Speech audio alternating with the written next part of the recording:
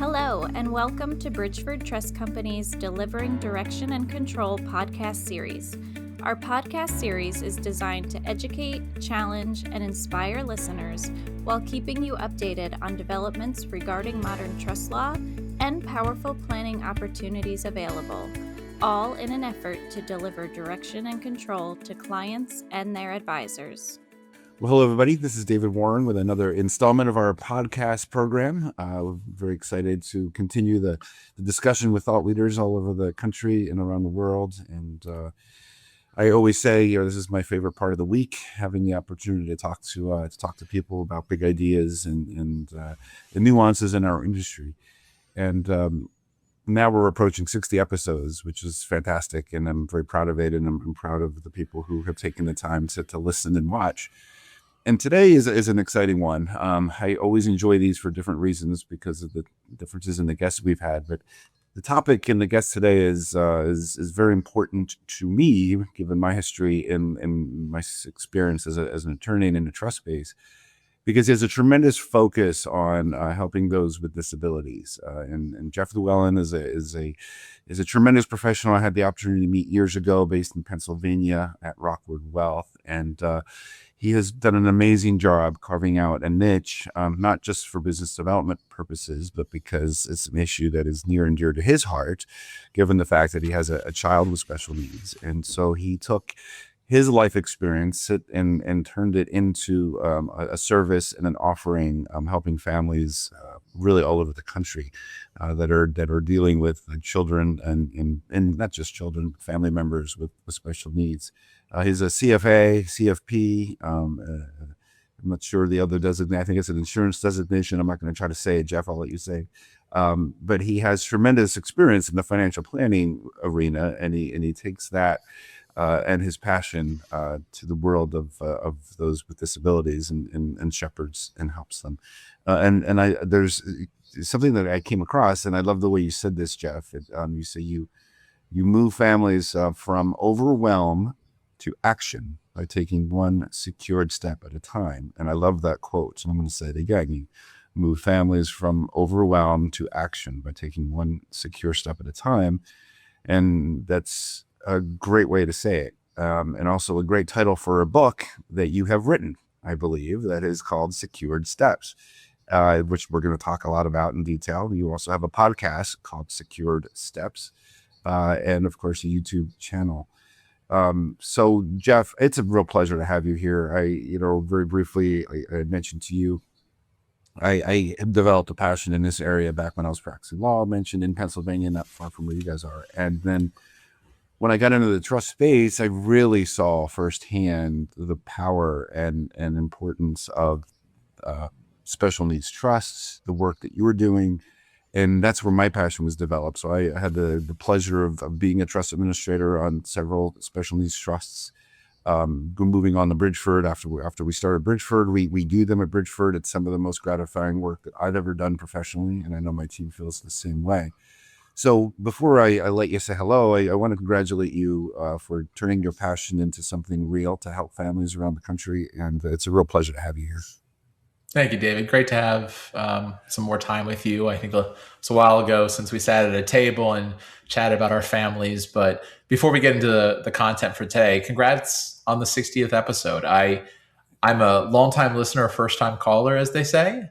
But it sounds like I haven't listened to every episode. I probably have another couple dozen to get through, but congrats on that. Well, if you can't sleep tonight, there's plenty there for you to listen to, and we'll get you right. I'll keep that in mind. Here's where I'd love to start, and it's kind of an odd way to get into the great work you're doing. One of the things you and I talked a lot about in your office was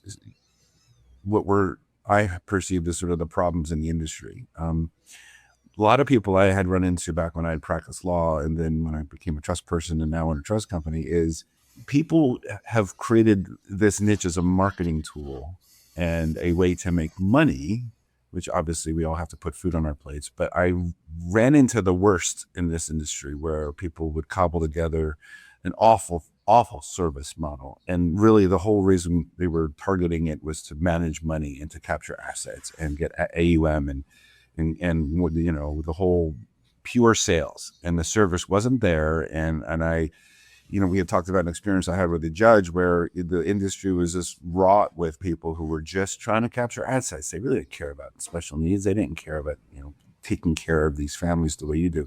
So I think it's a way to start, if you don't mind. I mean, you obviously come at it from a different angle, and it's personal. So why don't we start there? Yeah, I appreciate that. And I too observed that about this industry when I wasn't in this industry. So if we think about my foray into what I do today and what gets me up every morning, it was lived experience. It was personal life. Long before I was a financial planner, and I was at home with a wife and my daughter, who at the time was diagnosed with a diagnosis that doesn't even exist today, but it's now become known as autism spectrum disorder, but didn't exist 20 plus years ago in the current form, and an alphabet soup of diagnoses. So I found myself trying to figure out what this means. I had those questions, those 2 a.m. walks to the refrigerator in the kitchen thinking, what do I do for my daughter? And that led to making this my professional career. I moved into financial planning many years ago at this point, was a generalist, went through that chase, the sales-oriented process through all the big companies that shall remain nameless on this podcast. And I'm very lucky to work at a firm like Rockwood Wealth up here in New Hope, Pennsylvania, because I was able to bring my lived experience, all that anxiety and fear and hope I had felt for my family, and specialized not as a marketing tool, specialized on my lived experience to serve families nationwide. And every morning, the thought that gets me out of bed is I try to be the person that I needed 20 years ago. I try to be that advisor and that guide, because I know there's a mom out there, there's a dad out there that are asking the questions I had over 20 years ago. No, I love that. It's so well said. And, it's let's pause for a minute and talk a little bit about Rockwood, because they too should be congratulated for giving you the space to build this practice. I know it isn't just a marketing tool with you, which is why I guess I'm so drawn to you and Rockwood, because, they took a chance and they allowed you to make some investment and get your podcast off the ground and all the things that they've done to support you. So they must too share your passion, and they should be congratulated. So talk about Rockwood and its inception, because it has a tremendous reputation in Pennsylvania. It's amazing how many times I have run into you guys since I met you, just in the marketplace. The name Rockwood really has a great reputation. Yeah, I appreciate that, and I feel the same way, that I'm fortunate to have joined Rockwood during my career. Rockwood's been around about 20 years. Think of it as a boutique wealth advisory firm, but it was founded on the idea that wealth advisory is too often on a slick business card. It's transaction focused, it's product focused. And our founder, he just doesn't stand for any of that. He wanted conflict-free, fee-only advice. And he has been saying this forever, but we all agree with him on this.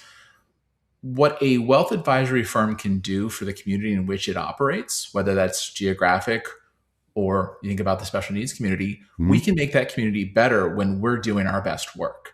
So he's committed, and all of the partners of Rockwood are committed to do great work to help the communities in which we live and operate thrive. And if you and I were having this conversation 10 years ago, I would have told you, Rockwood clients, we're all within 10 miles of our office in Pennsylvania. But through secular changes with Zoom and COVID and all of those type of things, Rockwood really serves clients all across this country. And most of our clients find us just word of mouth referrals. We really just don't put ourselves out there that much. No, I could feel the vibe. I mean, when I first met with you, I think it was the first meeting. And tell our audience, what is the name of the founder of the firm? John Augenblick.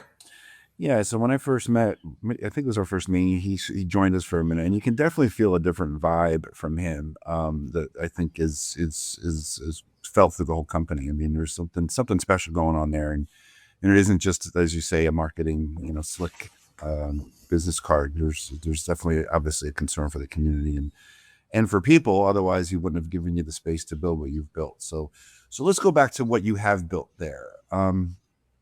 Walk me through, walk me through what you see as the critical elements of the work you do in terms of the pieces you put together, the ways you help people get away from overwhelm and to action. Yeah. How long you got? Because I'll do my best to answer that important question. But really at the core, the families that I serve, as you've alluded to, for some reasons from our industry, but also reasons from outside of our industry, they tend to get fractured advice. They tend to be receiving advice from really competent people in all types of walks of life. Think about the typical family that has a loved one with a disability. They've got medical individuals, they've got residential and housing, they have financial people around them. And within financial, you could have insurance, a financial advisor, you have estate attorneys, you could have a trust company if you have a special needs trust set up. And I'll stop there. But you have this large team that are often in their own lane, just because that's how it's set up. Then you lay on top of that the ever-changing landscape of not only what great financial planning looks like, but as you know as well as anybody, what complex estate planning looks like when done right. Then how we have the political winds of today and potentially tomorrow, how we think about government benefits and support for our community. So when you put those all together, it's really hard for a parent who's in firefighting mode on a daily basis, just keeping their family healthy and happy, to navigate those complexities. So really the first step with any new client at Rockwood is sitting down and getting the landscape. That's why I say action is what matters. We got to first figure out who's on the team and what are we trying to accomplish. If I could jump in on that, I think that's why maybe I've seen some negativity in the industry, because the families are at their most vulnerable, I think, when they're dealing where you've lived through it. And I saw in a couple of different ways. One, a child like yours with a tough diagnosis or family member, or one of the most compelling stories I remember was in Pennsylvania. A young boy in high school got tackled wrong, and became severely disabled, and got a very large settlement through that. And all the sharks came out to try to capture the money, and ultimately they finally got to with me and my team, and I won't mention the name. And I was astonished at how vulnerable they were and how horribly taken advantage they were by the previous providers. And so I think in many ways it's so virtuous what you're doing, because you're making sure that doesn't happen. So go back. I mean, because I view this as a demographic that is most in need of our services, financial services, trust services. So how does that, what does it look like from a structural standpoint? First, of course, you got to establish the trust in the poor, but talk to me about that. Yeah, we're really methodical, and we try to be as thoughtful as possible early in those relationships, because, usually what we'll do is we'll start with a cup of coffee and an hour and a half, have a mutual discovery meeting where I'll sit down with the family, or members of my team will join me and sit down with the family. And we really get to understand who you are as a person. Money is the least important part of that. Money is just the means to the end. The end is your values, your hopes, your goals, your challenges. And in that hour and a half, 2 hours, we really get to know each other. It's a mutual discovery meeting of what the family is trying to accomplish and what we do and how we think about things. And then we take a second meeting, we gather all the documents, we do the rigor, we roll up our sleeves, and we put all of our best thinking on the table for a recommendations meeting, so that family can spend another hour and a half with us, because these things take time to do right. Yeah, going through, here's how Rockwood thinks about everything you've told us. Here's what we would recommend you do. Here's what you need to do as far as adding to the team, and we'll start helping make those connections to get you toward making that next step, as you've heard me talk about before, to organize the chaos and get to actionable steps. And then at that point, if it makes perfect sense, the family will join Rockwood and we'll be off and running and planning together. Thank you. You mentioned earlier sort of the interplay of government benefits and what is available and isn't available, sadly, sometimes to those with need and disability. In a prior life, when I was practicing law, I actually did a lot of Social Security disability work, helping folks get their disabilities. So I guess really when I first was touched into that industry. But at the center often, when we're talking about benefits of this planning, is a special needs trust. And so let's talk a little bit about that and your experience, because it sounds like you've seen lots of them, and maybe you can also explain the differences in them as well, because they can look different and they could be set up at different times. So why don't you get into that for me? Because I think in some ways that could be some of the focal point in your planning, right? So talk about that. Yeah, let's talk through the different types of special needs trust. Yeah. You'll also hear terms supplemental needs trust, but Mm-hmm. we'll call them special needs trust. And by the way, some of the nuances I go through could vary state to state. Yes. But we'll talk about the big three. You'll hear something called a pooled trust out there. This definitely has a time and a place. There's a nonprofit attached to it. It's often an environment or a structure rather for families who may not have the level of resources to which I tend to work with. But there are pooled trusts out there, so I don't want to neglect it, but I am going to push it off to the side for one quick second.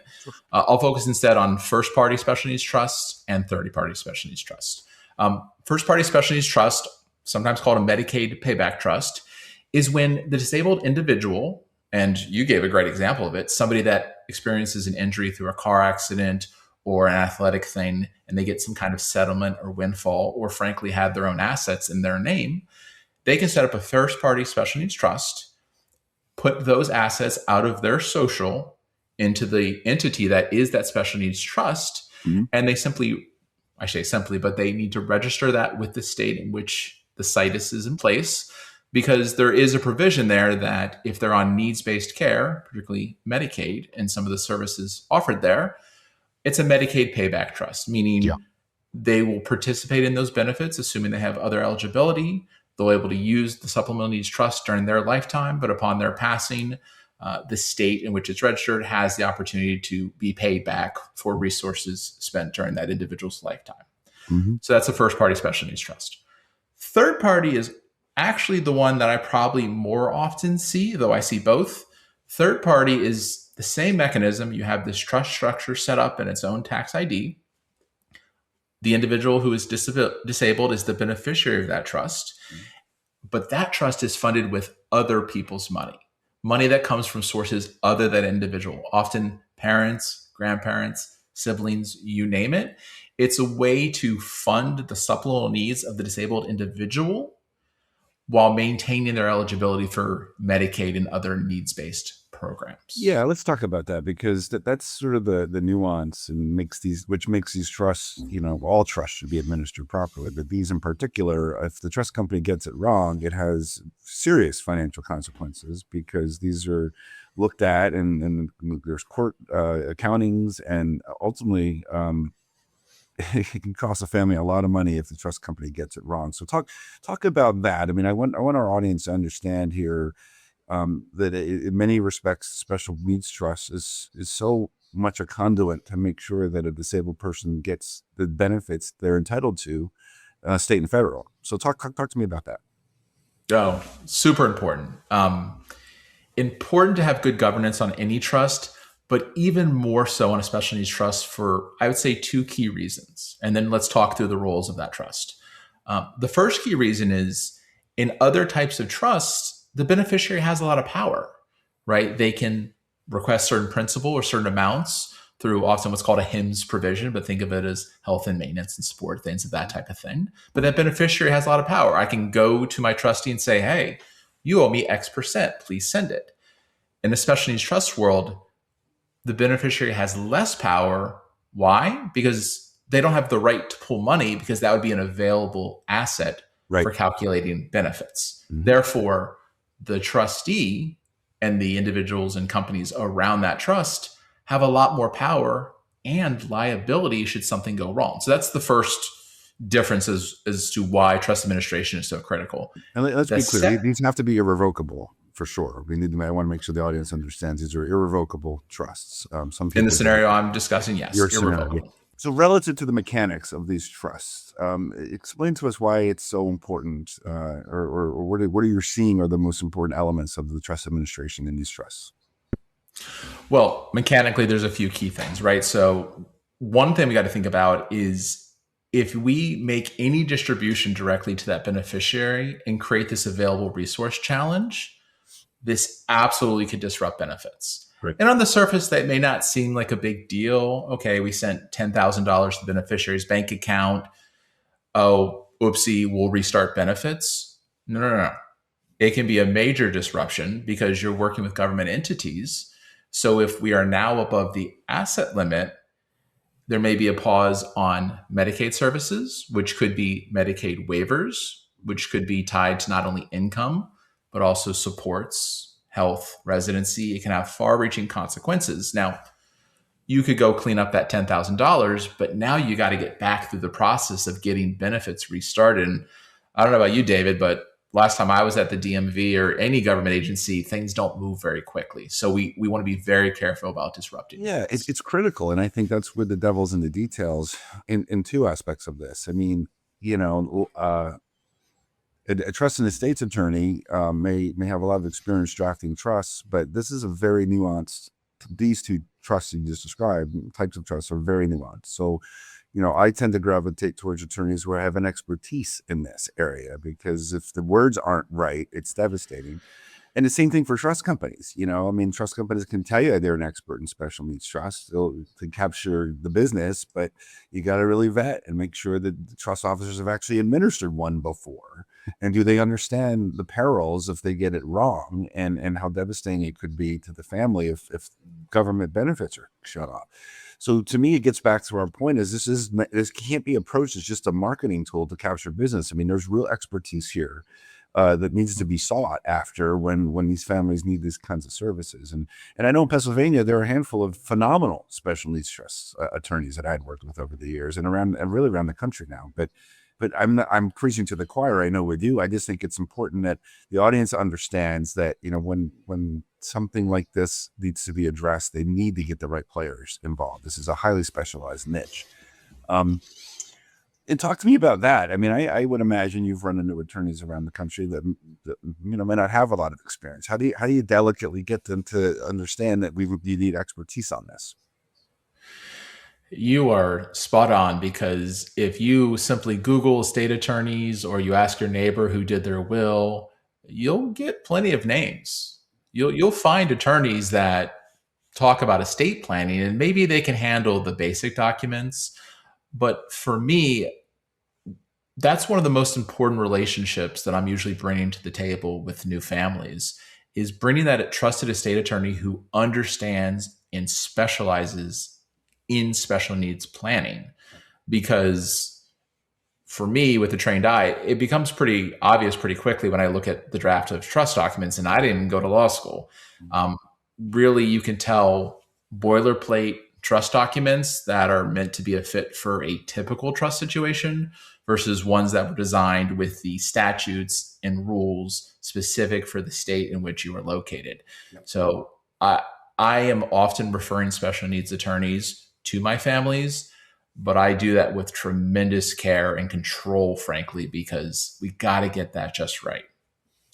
Yeah, I completely agree. And I'm going to say the same for the trust company. And I already said that, but also with regard to maybe the consideration of jurisdiction as to where the trust should even be. I know that, and that there are some limitations in terms of where special needs trusts can go, but generally there are definitely some large advantages of putting a special needs trust in a jurisdiction that has more modernized trust law, like a Delaware, South Dakota, and Nevada, for asset protection purposes and for other modern trust law benefits, tax benefits. There's all kinds of advantages, and I think that's not talked about enough in the industry. And so often people will seek us out and they want to put their special needs trust in South Dakota, and they certainly can. And I think that is as well, I always say jurisdiction is as important, of a decision as it is to create a trust in the first place. And so how have you seen the development of that conversation in your practice? You've been looking at this for years. That's the jurisdiction piece is still, I still think, is a new concept for lots of people, especially some lawyers who will tell you that there's nothing wrong with a trust in New Jersey. And there's lots of things wrong with a trust in New Jersey. So comment on that. Yeah, you hear my big sigh there. The situs or the location is critical. The trust company with whom you operate is critical. I mean, these are all big things, but let's step back as to why these generally aren't addressed for most families out there. And then let's talk through potential solutions, right? The reason they're not addressed are for reasons you and I kind of started alluding to. Um, I'm a parent. I've got this young child. I've got this diagnosis. I'm now fretting about the future. I don't know what it means, but I know I have to get some basic estate things in place. Mm-hmm. So I go to my friendly estate planning attorney, who, by the way, is very good at what he does or she does. And he correctly says, you need a special needs trust. Oh, but I'm not ready to fund that. I'm still trying to figure out how to get this diagnosis and the medical care. Okay, no, we'll do a testamentary trust. So we'll put it in your will. When you and your spouse pass, it'll create this mechanism. But let me know who should be the trustee. And they just think of anybody in the family that they think would be trustworthy and organized, and they name Aunt Sally or their cousin. Mm-hmm. And the estate planning's done for too many families. We've checked that box. I need to go back to putting out fires. Mm-hmm. So they don't get to that level of debating state, getting modern trust laws. And I know you and I are both champions for this, but they don't even contemplate bundled versus unbundled trust services. Right. And really getting the right team in the room. I know you've seen this all the time. Yeah. Well, and it's distressing because we go back to what we said earlier. I mean, these families are so vulnerable, and they're just trying to put out fires, as you say. And I mean, I think that's why I'm so inspired by your work, Jeff, because, and I'll say it again, to take the Overwhelm to action for these families is priceless. I mean, somebody's got to help them, and they need help. And I just love what you're doing in the space. And you mentioned the forthcoming book. You were correct. I've written a book called Secured Steps. You read my mind. Talk to me about the genesis of the book, and it's coming out soon. And we'll make sure that everybody has access to the website and all your information. But tell me about the book. Yeah, it's written. It's ready to go. It's coming out later this year. I'm excited about that. But I wanted to create a roadmap and an approach that was digestible and actionable for families. Mm-hmm. And I use the metaphor of mountain climbing. I don't know, David, do you mountain climb or do any outdoor type of things? No, I don't like to leave my couch much. So I climb stairs sometimes to go to sleep. But other than that, I'm kidding. Yes, I love to be outside. Yeah. So the whole premise behind Secured Steps is think of being a mountain climber and how first you have to establish your base camp. You have to figure out what you have, what you're capable of. You gather your supplies. Then you need to chart that course and figure out what's the right path to the next part of this mountain, and so on and so forth. So the mountain climbers out there know this language. I'm trying to bring that language to families out there because a mountain climber going to the top of Everest, man, that feels the same for a family trying to navigate the world of disability planning. So the book, the premise of it is to take them on that journey. That's a great analogy. I love it. Yep. Keep going. Thank you. To put people on that journey, make sure we're taking inventory, establishing base camp, climbing with purpose so that we can ultimately reach the summit and achieve the things we want to do. And I break it down in actionable steps from lessons I've learned not only as a father, but also as a financial planner that does this every day. Yeah. Well, I look forward to seeing it, and I certainly encourage anybody listening and watching to order it and look it over. I mean, again, it's such a highly nuanced area. And Jeff, I got to say again, I mean, I'm inspired by your focus. You took I'm sure, which is and maybe still is a difficult personal situation, and you've turned it into good for the world. And you really need to be congratulated for it because it's an amazing story, and so should Rockwood for again partnering with you to make your vision come alive and to support what you want to do in the space. So for everybody listening, please look at Jeff's information. It's going to be attached, and of course look for his book. And Jeff, I'm honored. We're honored to have the ability to collaborate with you, and I'm humbled that we found each other and we support your work, and we look forward to collaborating with you and Rockwood for many, many years to come. Is there anything? Yeah, we appreciate that partnership as well. We really do. We've done some great work together, and we'll continue to do great work. Absolutely. So before we let you go, anything else you'd like to share? No, I appreciate the conversation. I guess the one thing I would share is a couple things. One, to the families out there that are hearing this, you're not behind. You're just getting started, and that's okay. So be kind to yourself and don't feel like you're behind. Just take that next step on your planning journey and it will work out. As long as you surround yourself with people that share your values and have the expertise, you'll be in good shape eventually. Just take one more step. And then the second thing I would share is I intentionally put out a ton of content. I know you're going to put it in the show notes, but please engage with me on YouTube, on the Secure Steps podcast, of course, the book coming out. That is designed to put out this information and these lessons that I've learned professionally and personally, just to put it out to the world so people have access to it. So I feel honored and privileged to do the work I do and serve the community that I serve. And David, I really appreciate you taking time to chat with me about it. Again, incredibly inspirational. Jeff Llewellyn, Rockwood Wealth. Look them up if you need them. And thanks again, Jeff. Thanks again for listening to Bridgeford Trust Company's Delivering Direction and Control podcast series. Be sure to subscribe to our podcast to keep posted on when new episodes are added. And for more information, you can visit us online at bridgefordtrust.com.